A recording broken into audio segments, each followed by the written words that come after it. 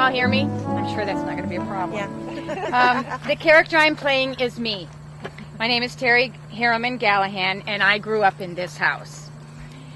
This land was first purchased from the United States government in 1855 by Henry B.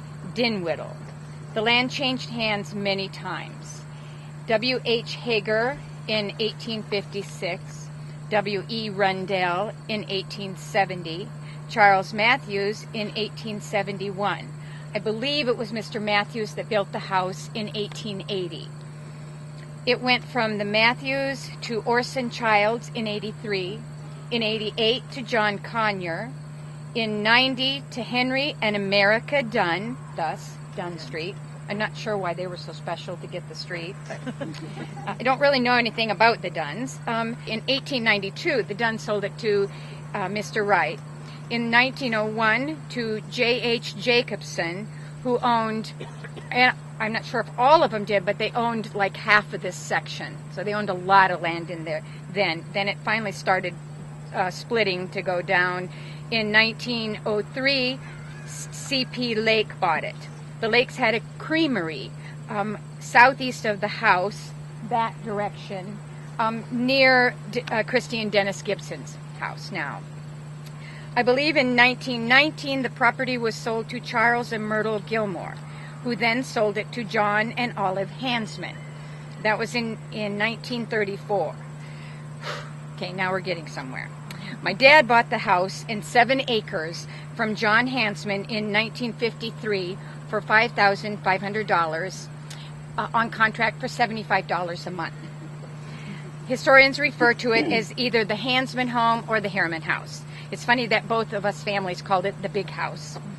John Hansman moved to Gilbert in 1910, but lived at where there's now an empty lot between where Dell Doolittle lives and Mullenbach's are.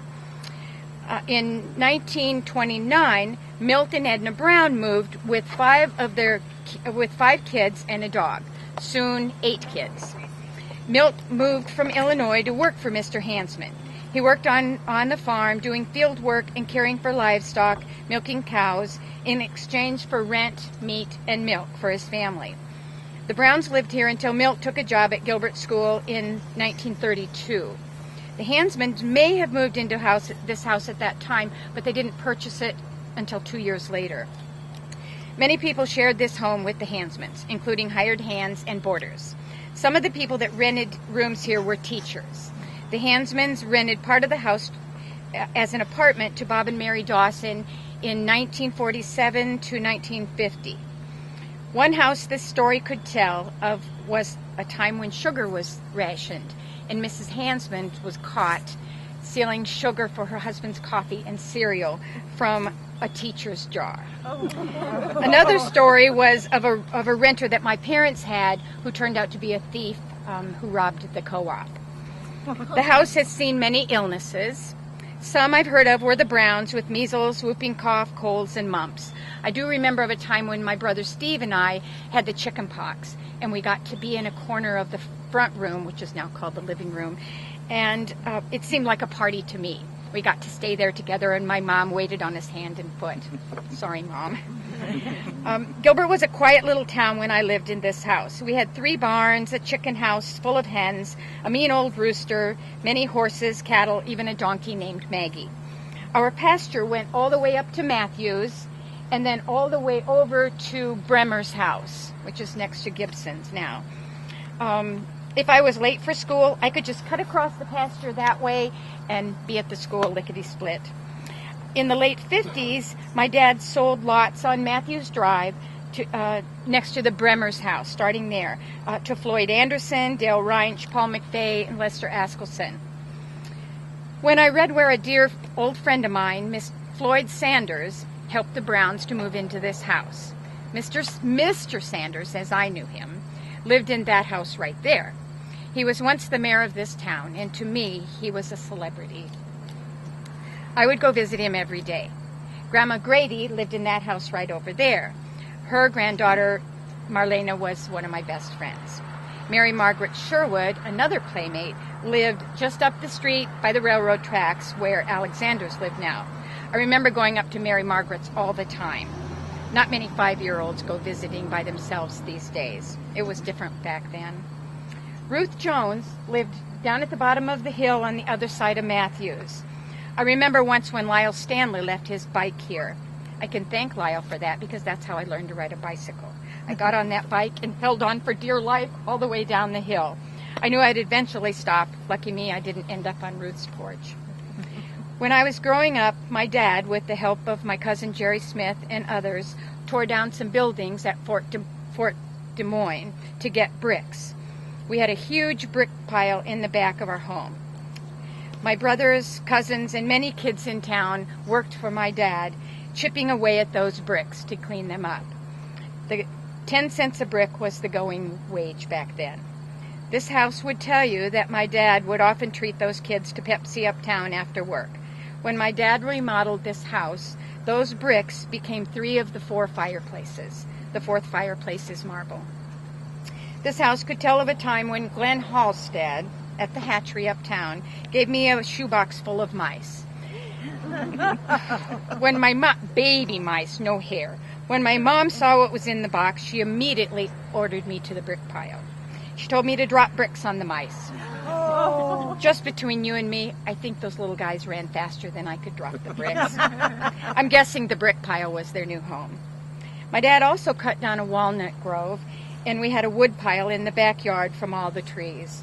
He later sent the walnut to be milled into paneling. We had 1/2-inch walnut paneling in our family room and in the basement. When my parents were first married, they lived on Main Street in a little tar paper shack. One day my dad came home from work and found my mom crying. He said, what's wrong, Evelyn? And she said, we live in the worst house in town. That day my dad made my mom promise that someday they would live in the nicest house in town. That was it.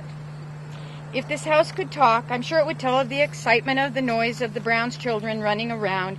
It could tell stories about Edith and Newt Anderson, who lived here in 1960, and the Ellingson and Onan families. They all rented it while we moved to Lisbon for 6 months and then moved to a farm on Cameron School Road. While the house was being remodeled, we lived on the farm. After the remodel, my family of 6 moved back into this house. By the time I was beginning high school, 3 of us 4 kids were gone. After I graduated and started college, my parents decided the house was too big for just them. 5 bedrooms, 4 bathrooms, 4 fireplaces, a furnished basement. 2 people could get lost in there. They sold it to Willard and Barbara Hughes in 1972, who sold it to Gerald and Phyllis Worth in 73. Worth sold it to the current owner, David Bonthius, in 2005. If this house could talk, it would tell of a time when I had a mare who ran through a fence. She had a huge gash at the top of her leg. My dad sent me that way, just around the corner, to Shorty Mindeman. Shorty knew horses. He told me what to do. I followed his instructions. The horse healed up perfectly. We didn't have a vet in those days. I bet this house likes living next to a vet. If this house could talk, oh my goodness, sometimes I'm glad it can't. Like the summers when my parents would go to Canada. I was in high school and stayed home alone. It might tell you of a time when I was probably 2 or 3 and I almost drowned in the basement. My sister found me upside down in a big crock. She ran and got my mom, who performed mouth to mouth. It might also tell of a time when I was barely walking and I got into the horse pasture, which was over there where the fourplexes are. My dad found me, and I'm told one of the horses put up quite a fight to protect me. I'm told my dad had cuts and bruises from the horse's hooves to prove it. If this house could tell of all the fun we had playing in the attic. There were trunks of clothes and a wind-up Victrola. We had a funny attic door. Attached to the door was a bucket of concrete, and if you push the bucket up, the door opens magically. I loved that attic door.